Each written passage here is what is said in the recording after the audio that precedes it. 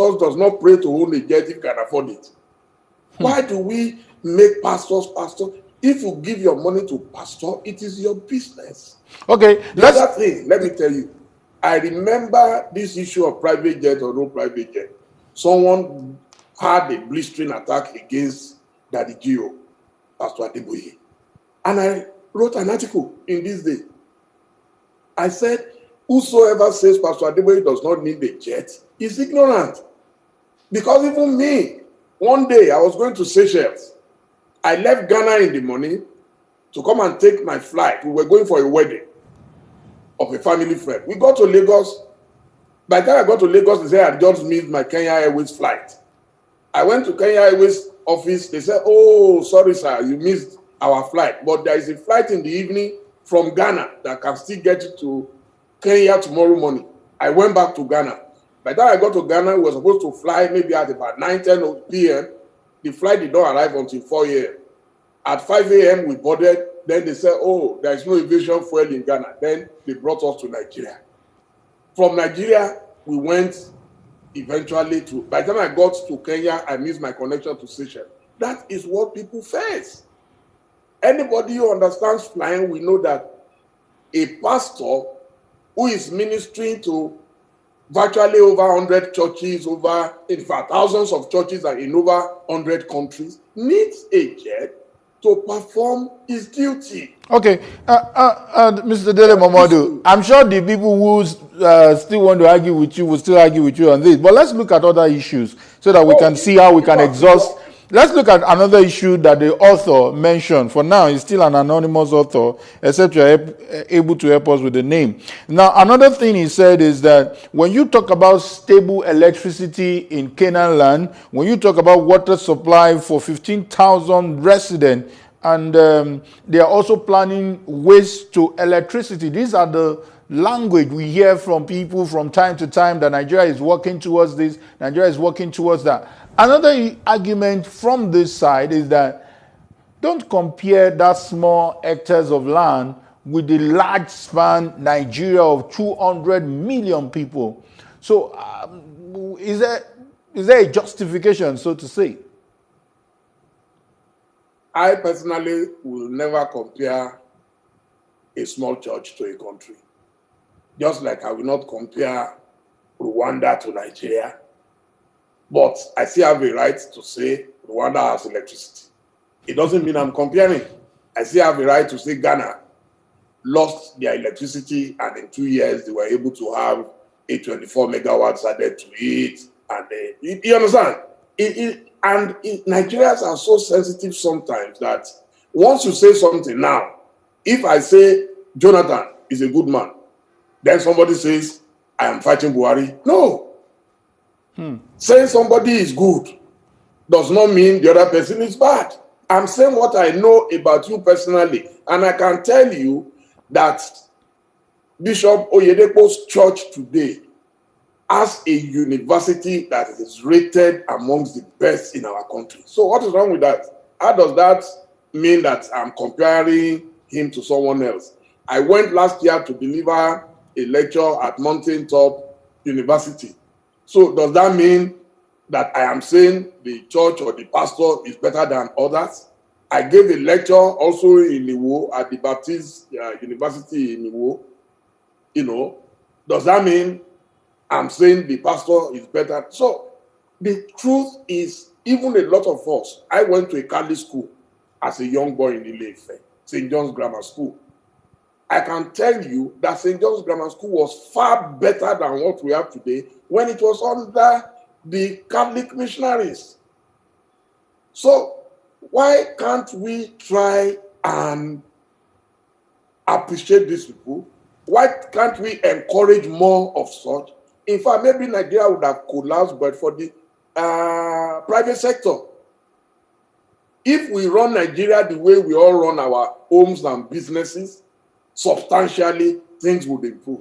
But everybody gets power and then begin to run it anyhow because it is not my own. Mr. Momodu. So I would rather encourage more Oyedepos in Nigeria.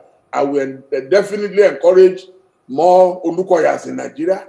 I will encourage more Yaduras in Nigeria who are doing charity work. Esther Ajayi Foundation and all that. Okay. I will encourage GO. Mr. There's Momodu, nothing wrong with it. still on the school of thought. I'm happy that there is a small kind of departure from your stand and the author's stand.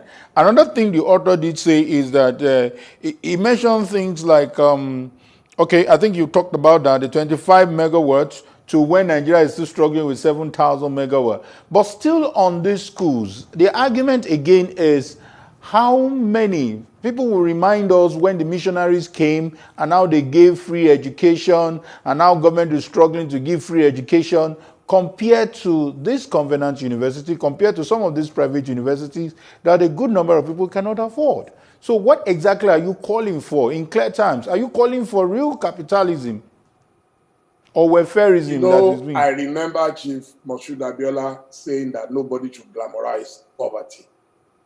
What we're encouraging is poverty mentality. Okay? Everywhere in the world, there are private schools. Some call it public schools, like in England. And you have to pay. It does not matter whether you are poor or not. If that's your dream, or you get a scholarship. Okay? In Nigeria today, it should be the duty of government to at least provide free quality education, because I don't believe that it should just be free. There should be quality education, primary, secondary, so that we can catch them young. The universities, of course, nobody has forced anybody to go to Babcock or any of the missionary universities.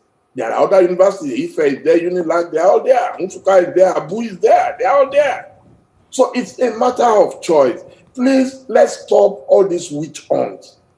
If you run a private organization, I don't want to call it company because you cannot describe a church as a company, but if you run a private organization, and if it's a church or a mosque, please, for God's sake, let's allow those who want to go, and those who don't want to go, not to go. Because what will happen when you say you are going to appoint trustees for a church? I know Nigeria. We make laws sometimes with predetermined motive. That is, look, there is a proverb in Yoruba that a woman whose child has been killed before by a witch will always suspect every woman. So the suspicion, what is leading to all this, when they say, but in Europe they regulate that, but do we have this kind of religious conflagration? In London, you have a mayor who is a Muslim. It has never happened. Do you understand? So people are able to resolve their situation. What is going on in Kaduna now? Is it going on in London or in America? So let's begin to tolerate ourselves. When that happens, nobody will suspect. When you appoint judges, and then overnight, in the middle of the night, you can remove them and find enough laws for justification, to justify the removal without going through what all reasonable people will consider as due process, then don't be surprised if people are saying tomorrow they might mistakenly, just the same way we've seen even dead people appointed in Nigeria, tomorrow you might find a Muslim coming to regulate a church or a Christian coming to regulate a mosque. And then what will happen? Breakdown of law and order. Let us do laws that if we don't have electricity in the next 2 years, we are going to appoint a board of trustees for the government to take over the running of the affairs of Nigeria. Let us make laws that will say in the next 2 years, if there is no water or housing in Nigeria, the government will abdicate from the throne, and then we will have board of trustees to manage Nigeria. When you do that, you will see that a lot of people will support it. Mr. Momodu, let's go home with some clear messages, especially for those who are watching, because we don't want to leave them hanging. How, in practical terms, can the government, which is actually the crux of the article by this anonymous author, how can the government learn from those religious leaders? I agree that it is from the microcosm that you have a bigger picture. So how do we, learn? Because some will say it's easy to tell your followers what to do, but we have this kind of